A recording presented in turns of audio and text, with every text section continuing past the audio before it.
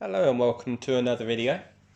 Today I wanted to show you the layout itself. I just realised I haven't given anybody a general overview of what my layout is to become. So without further ado, I thought I'd give you a short tour of what I've done so far and what is to come. So, starting on this end, we have a bus station. That's what that's going to be. Small section of roadways and a town scene here. So there's going to be a couple of shops there, warehouses here with general warehousing sort of businesses. So we've got courier, tyres and a builder's merchant there. This is going to become a plaza. This is going to become a one-way road out of the bus depot there, the bus station, and the black tape is from the beginnings of my bus system that's going to be active on the layout, and you can see where I've been drilling holes for it as well. Now, moving on, we can now see where the tracks come out from underneath the town scene, and a ramp down to where I'm going to have my what do you call it?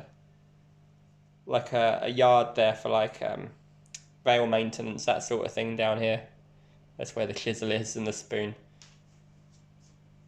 And the rest of the gravel. To the left of that we can see the branch that comes out there. And these are my four main lines out this side. And moving around, you can see everything there. Now comes in underneath the bridge. That's just going to be a main bridge with stairs coming off of that onto the platforms. There's like an auxiliary entrance to the railway. Moving around, there is an additional platform to be built here, and that's going to come all the way down and be the same length as the other two platforms. So you can see the two main lines there come through in concrete tracks, and you saw the points over there. The branch actually splits off into a bay platform and then a through platform. Just there. And you can see here, there's actually a crossover there which allows me to terminate trains and then reverse them back down the same way they came from on the correct running line. Now I don't have that on the very outside loop, as the outside is designed for this is my up and down fast, and then that there is my slow lines. Moving down here, this is the end of the platforms. As you can see, gives a nice view there. It's going to look great once we have trains barreling through that. And you can see to the left, the line that's been drilled all the way down routed, so that I can have my bus system running down here. That's where that comes in. It's going to be the bus stops for the the train station, sorry. You can see already an outline of a road system. And here's going to be where my station building is situated. And then we're going to have a car park down here for the railway station. Moving on again,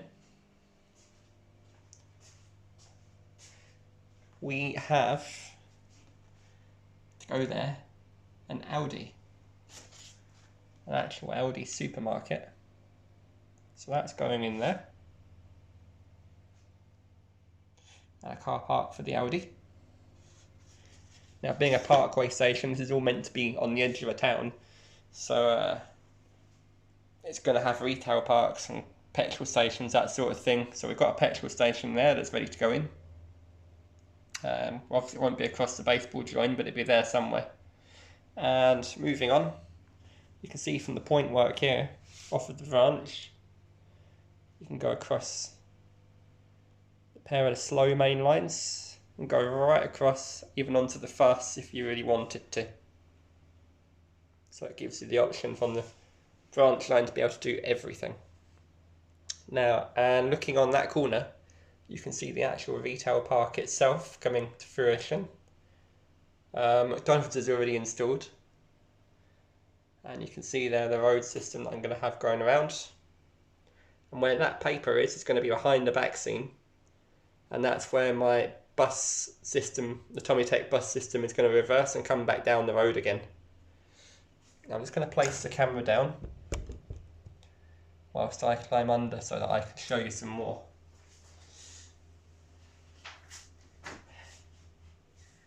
Right,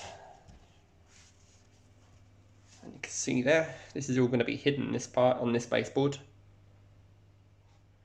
We come back into the fiddle yard, which is quite extensive, just there. And we have a programming line, so that's this closest one is a programming line, just there. At the moment I'm using the Roco Multimouse manual controller, but the layout will be fully automated, and it does work using the Digikeijs DR5000 DigiCentral, and a lot of block detection units underneath, which I'll show you in a minute. And there's a bit of a story behind that at the moment as to why it's not working. And going on with the computerization of the layout, those two blocks there are like abutments, so I don't push the laptop too far and it hits the trains as they're going past. You can see there is the control board, and the same there for the mouse on the right hand side, so I don't end up hitting locos there. It stops anything from running off the end as well.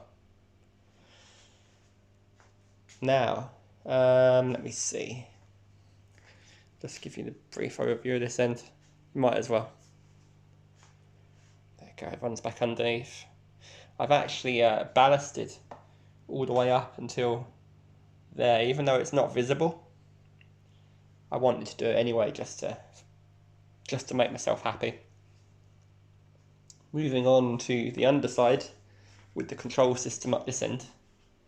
So this unit here, move those papers. As you can see, it's got a computer interface, and I am using the XN bus at the moment. That's for the manual control. LocoNet and track output. So track output there is providing power to all of my accessories at the moment, and it's providing power to all of the trains on the track. It's kind of at its limit right now, so I've ordered a booster so I don't have to use that for both sets. The LocoNet T is a communications protocol, and underneath here you can see they just come through. Let's get that camera up. There, and come through that hole, just there, and that first one goes into what we call a DR5000. Let's turn you around so you can see it properly. Right there. Now LocoNet T's go in and out, and they share with the computer what that unit is reading.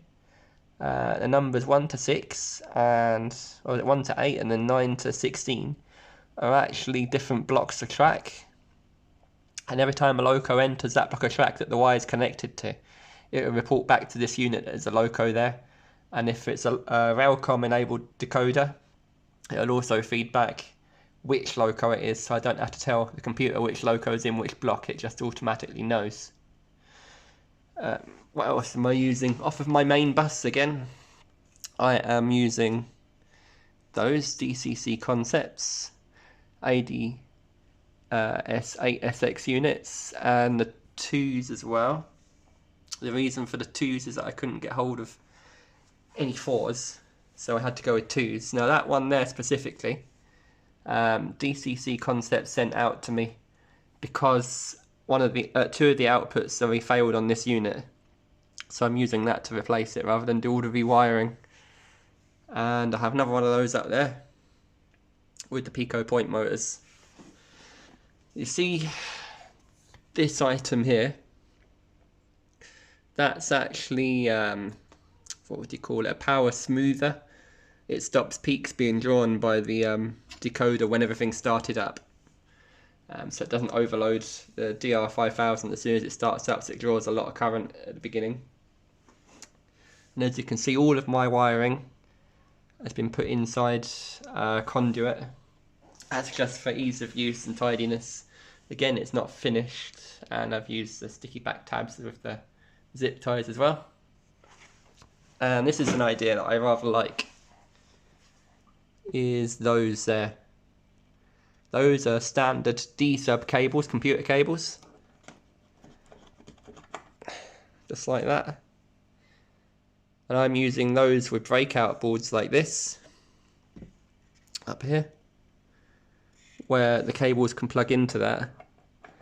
And then I can use this to go across baseboard joints with wiring. It's nice and easy. My baseboard joins are using, what would you call them, pattern maker dowels and T-nuts with bolts. And I've gone specifically for Allen key head bolts. And the reason for that is when you're at a show, it's very, very quick to get an electric screwdriver out and screw those straight in.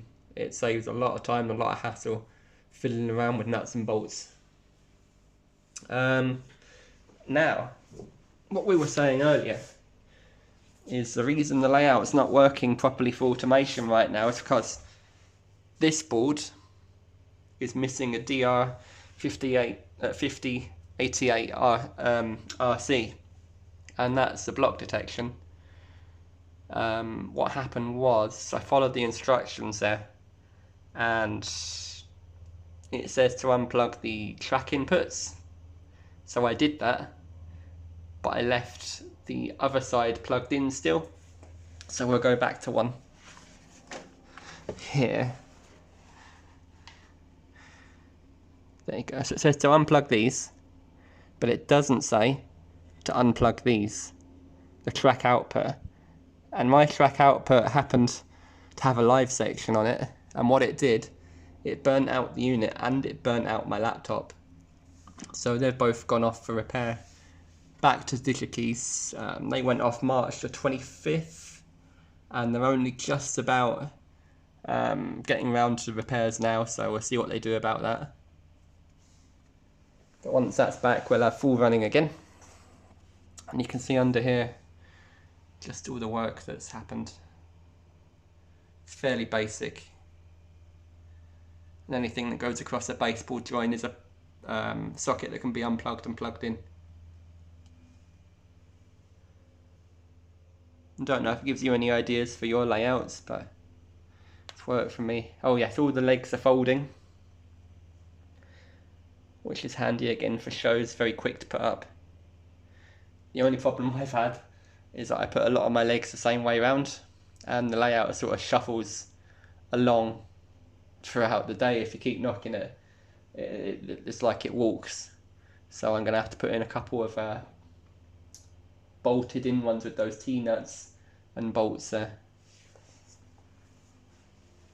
But that's about it really, where we're at right now. So it's going to be modern image, as you can see. It's sort of based around, well, my favourite area is sort of between Birmingham, Bristol and London, so as you can see that the stock represents that. Yeah, and again, platforms there. I'm just waiting for Peco to come in stock again of the platform edging, and I can complete the platforms there. And you can see what I've been using to test the platform edges to make sure it gets around. This is my set with the longest overhang on it, so I've been using that one.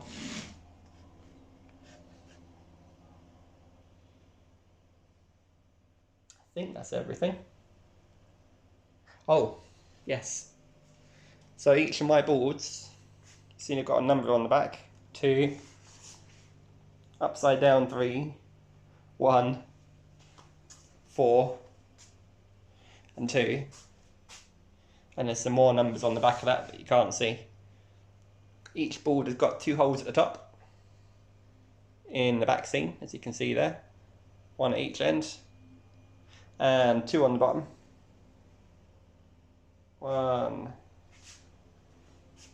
and 2. Again, with the nuts and bolts that are designed to hold them together, those nuts undo from that, and when we're putting it away, the same nuts go through those. And you can put 2 boards facing each other bolted together. That way, the layout itself protects the scenery from getting damaged in transit. And it's a lot easier to pack as well. It fits into a normal estate car, the whole thing, 14 foot by 6 foot. And it only requires 1 operator, even though I can fit 2 people in the car still. So, it's handy. It's been designed specifically for ease of use and cheapness to transport, with the most interests that I could make for the era and the sorts of trains I wanted to run. But there you go, that's a general update and overview of where I am on the layout right now. And if you've enjoyed the video, thank you very much for watching through to the end. It has been a long one. And if you've watched it and enjoyed it, please do subscribe, as this is a new channel. I'm really looking for the motivation and really appreciate it if you would. Thank you very much. Take care of yourselves.